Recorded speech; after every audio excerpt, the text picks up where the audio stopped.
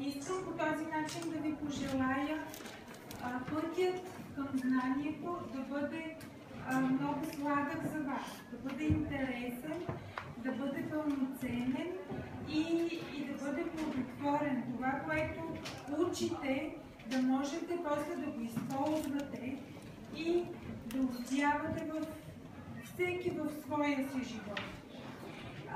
Освен това, като казах всеки в своя си живот, друго, което искам много да постигнем заедно, е като тези тук герои, да бъдем заедно, да правим неща заедно, да сме много сплотени и защото тогава се постига много повече. Вие просто ще ми кажете коя е тази приказка и защо точно нея съм избрала, може би, но след малко.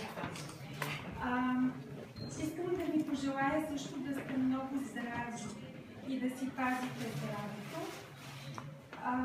Искам да ви пожелая също да сте много любопитни, да сте много весели, да можете да казвате всичко, което искате да казвате, да можете да се изразявате, да не се страхувате да си казвате своето мнение и обаче да се съобразявате и с другите. И каквото и да правите, да сте много старателни, като пчеличките, които са направили този мед, и да постигате всичко, което сте решили да постигнете. Искам да пожелая на вашите родители да имат много търпение, да ви помагат много, да ви разбират много, да изживяват само радостни моменти в училище. Ще се стараем заедно. И ви пожелавам просто да сте много, много щастливи и всичко, което правите, да е хубаво и да завършва с успех. Ще видим сега дали някой може да ми отговори на този въпрос. Някой разпозна ли коя приказка? Кажи. Дядо Ваня ряпа, точно така. Някой може да преброи колко героя има там. Алекс. 1, 2, 3, 4, 5, 6. Добре, точно така. 6 са. Колко репи дърпат? Една.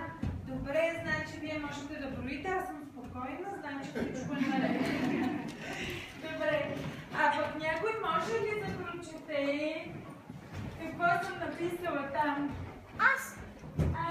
Наистина ли можеш? Добре дошли, мили първокласници.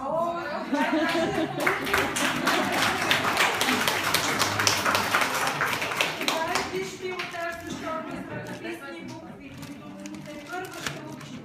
Добре, с печатните някой може ли да прочете? Кажи. Аз вече съм ученик.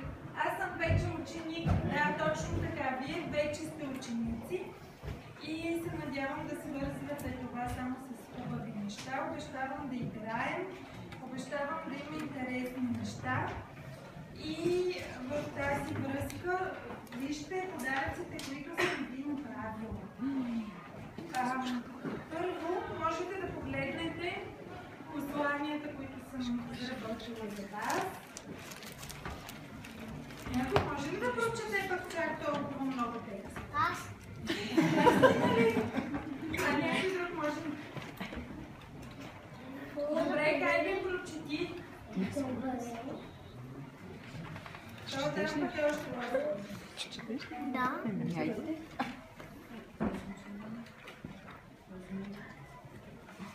Ама на глас. Добре дошли в първи клас, мило дете. Предстои ти едно вълнуващо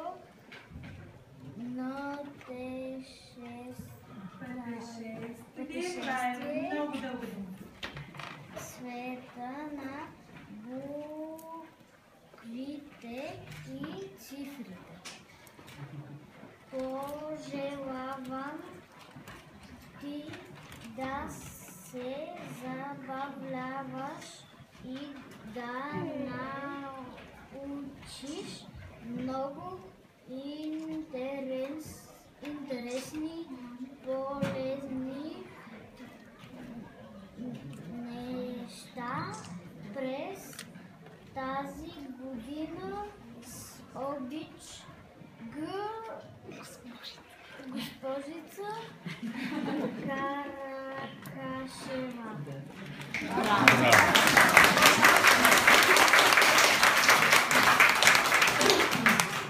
На който му е харесало как четеш, със сигурност вече си пожелал и той да се научи да чете много хубаво. И тази година това ще правим.